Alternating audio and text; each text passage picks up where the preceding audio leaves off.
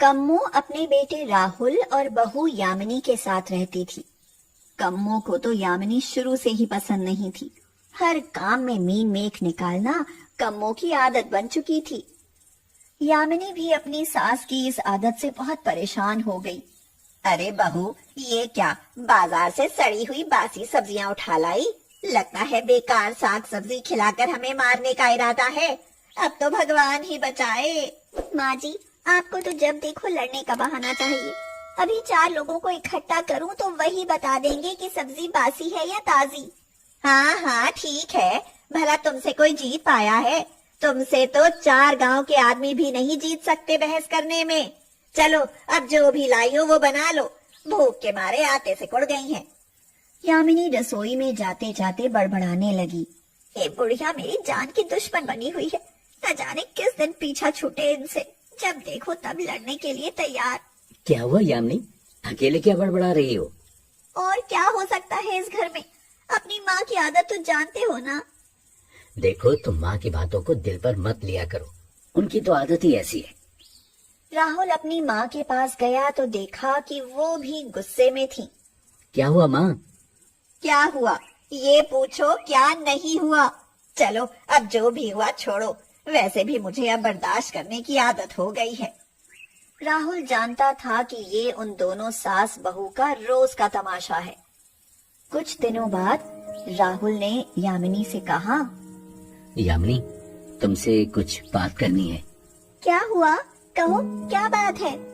मैंने अपने दोस्त के पास जो कमेटी डाली थी ना, आज पता चला कि वो सारे पैसे लेकर भाग गया। मेरे साथ साथ और भी बहुत लोगों का पैसा लेकर भागा है। दिमाग चकरा रहा है। मैंने तो अपने जीवन भर की कमाई शेयर में लगा दी। पुलिस को इन्फॉर्म कर दिया है, अगर वो नहीं मिला तो। ये क्या हो गया राहुल? वो शेयर तो आपने अपनी बहन विधि की शादी के लिए डाले थे।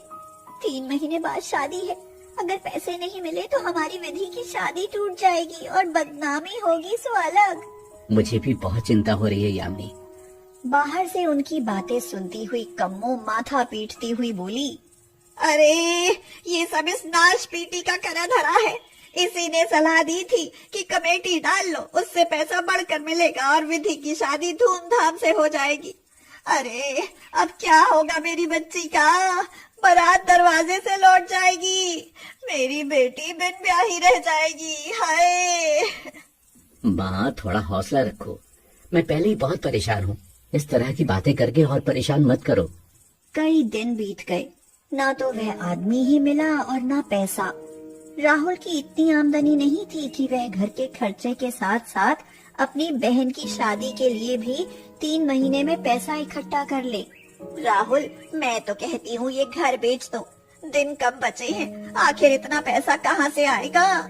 ये क्या कह रही हो माँ जी आप? घर बेचकर क्या फुटपाथ पर रहेंगे?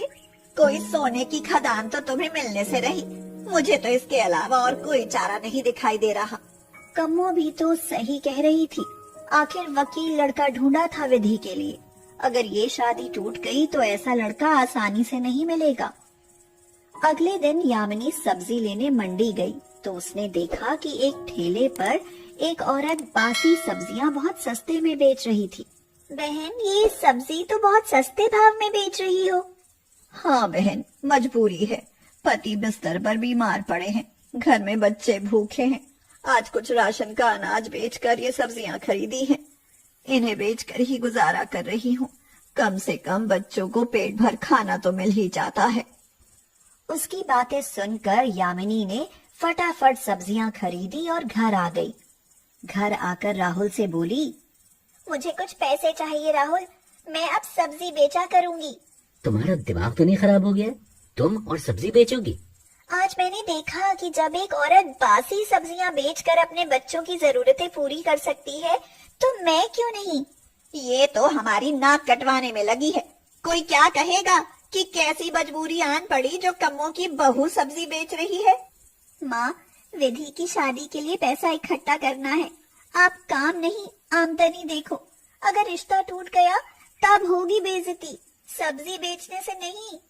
तुमने हमारी मानी ही कब है? जाओ बेचो सब्जियां, लेकिन ध्यान रखना घर का काम भी तुम्हें ही करना पड़ेगा। मैं कोई नौकरानी नहीं हूँ जो तुम बाहर रहोगी और मैं तुम्हारे घर के काम करूंगी। हाँ माँ जी, आप चिंता मत करो, मैं सब कर लूंगी। यामिनी ने राहुल से पैसे लेकर सब्जी लगाने के लिए एक ठेले का इंतजाम किया, जिस पर उसने मंडी से ताजी और हरी सब्जियां लाकर रखी। आइए, हरी सब्जियां ले जाइए, दूर भगाए बीमारी, ऐसी है हरी हरी ताजी सब्जियां हमारी। अरे वाह, तुम्हारी सब्जियां तो बहुत ही ताजी और हरी हैं। ये कटहल और पालक किस भाव दिया है? आज हमारे काम का पहला दिन है, इसलिए सारी महंगी सब्जियां केवल 40 रुपए किलो हैं। आपका जो मन करे ले जाइए। अरे वाह, सारी सब्जियां 40 रुपए किलो, फिर तो मैं सारी अच्छी अच्छी सब्जियां खरीद लेती हूँ। उस औरत ने झटपट कई सारी सब्जियां खरीद ली। देखते ही देखते दोपहर तक यामिनी की सारी सब्जियां बिक गई। यामिनी मुस्कुराती हुई घर पहुंची तो कम्मो ने पूछा, बहुत मुस्कुरा रही हो, क्या बात है? लगता है कुबेर का खजाना मिल गया है तुम्हें। कुछ ऐसा ही समझिए माँ जी, मैं सारी सब्जियां बेच आई हूँ। ये देखो माँ जी, पैसे। तुमने इतनी जल्दी इतने सारे पैसे कमा लिए? क्या इतनी जल्दी सारी सब्जियां बिक गईं? हाँ माँ जी, सब बिक गईं। अब इन पैसों से कल और सब्जियां लाऊंगी। देखना, विधि की शादी बड़े धूमधाम से होगी। अभी 3 महीने हैं हमारे पास, देखती हूँ कि कितना कमा लोगी। माँ जी, विधि की शादी आपकी ही नहीं, मेरी और मेरे पति की भी इज्जत का सवाल है, और हमारी इज्जत पर आंच आए, मैं ऐसा हरगिज नहीं होने दूंगी। तभी अंदर कमरे में से विधि परेशान होती हुई निकली। कम्मो ने पूछा, अब तुझे क्या हुआ? तेरी शक्ल पर 12 क्यों बजे हैं? माँ, प्रतीक का फोन आया था, कह रहे थे कि बारात का इंतजाम एसी वाले होटल में होना चाहिए। माँ, मैं कोई जवाब नहीं दे पाई।